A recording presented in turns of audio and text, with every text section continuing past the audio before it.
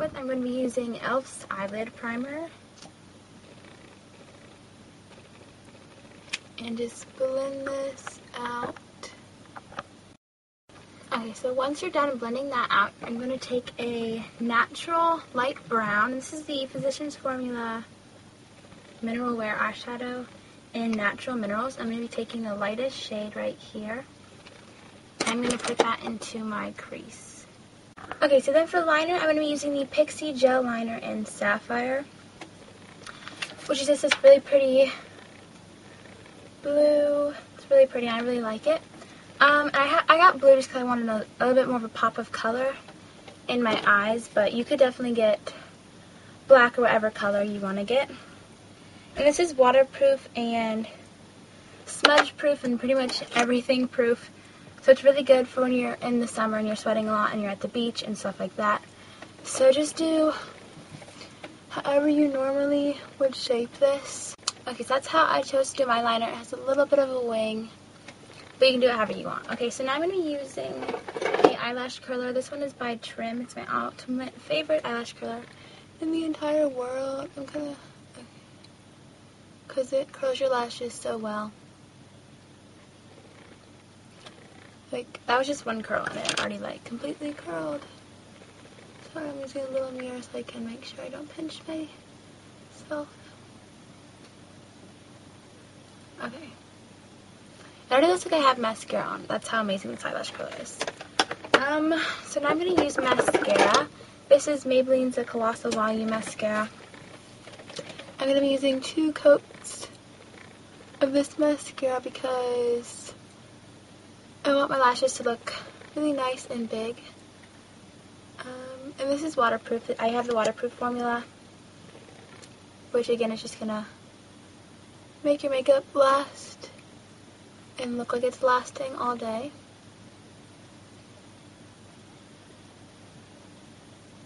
Since I didn't put any like liner on my lower lash line, I'm going to be using this on my lower lash line, my lower lashes.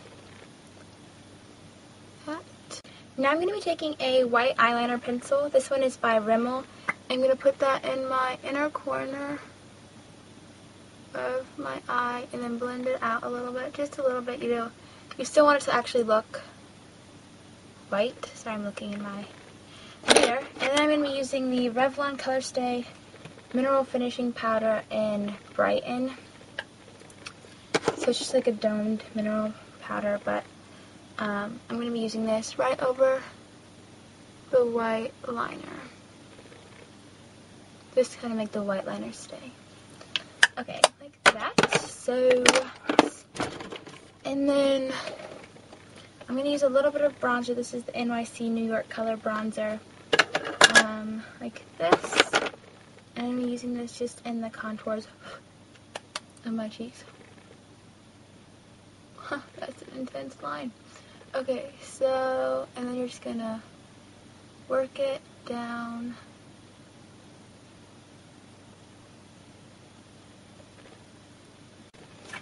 So I got that all blended out. I put a little bit on my temples just so it looks all blended together.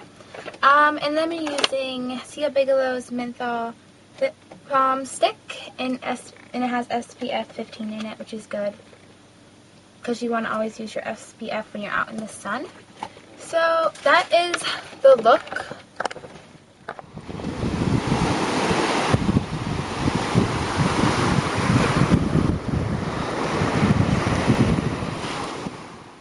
Showing you how to get your perfect beach waves without any heat damaging at all. You're not even going to be using any kind of heat utensil to make your hair the perfect beach wave. So first you're going to start out with just your natural hair. Then you're just going to brush it just so that it is, after you take it out, it's not going to be like tangly and you're not going to need it to brush it a lot. So after you do that, I just have a bottle of water. You can use just normal water, which is what I'm using, or you can add a little bit of salt, which will add to the wave. but I'm just using normal water for now. And you're just going to get your hair really wet. You can also do this after a shower, but I did not want to completely get my hair wet because I want it to dry a little bit faster. So you're just going to get your hair completely wet. Okay, so now my hair is completely wet. It's pretty damp. And I'm just going to comb it out again.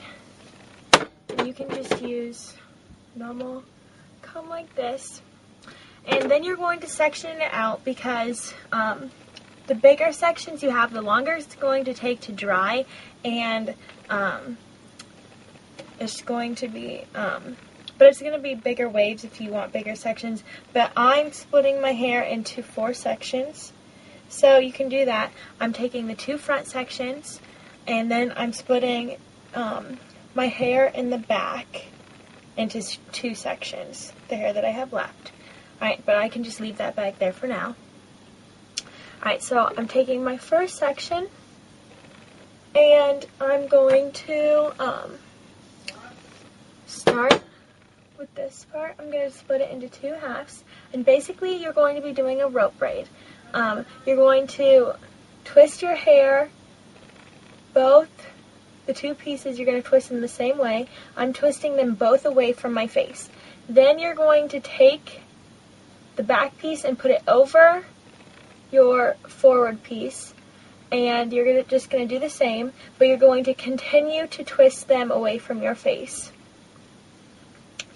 Alright, so you do that all the way until it's down to the end of your hair. Okay, so once you get all the way to the end, which I have done, I'm just going to take a small hair elastic, and I'm just going to elastic that off so that the twist doesn't come undone. And I'm not going to just leave it straight, I'm going to bunch it up. I'm going to take the last one and pull the rest of my hair in with that. And then you're going to do the same thing with the other 4 pieces of hair you have, or the 4 sections you have. And you can continue wetting your hair as needed, but it does need to be damp because it needs to, the water is what is like turning this so that it can start to form to your hair. So yeah, just keep wetting and do the other 3 sections. Okay, so all 4 sections of my hair are rope braided, and I do look a little bit silly, but remember, this is not the final look.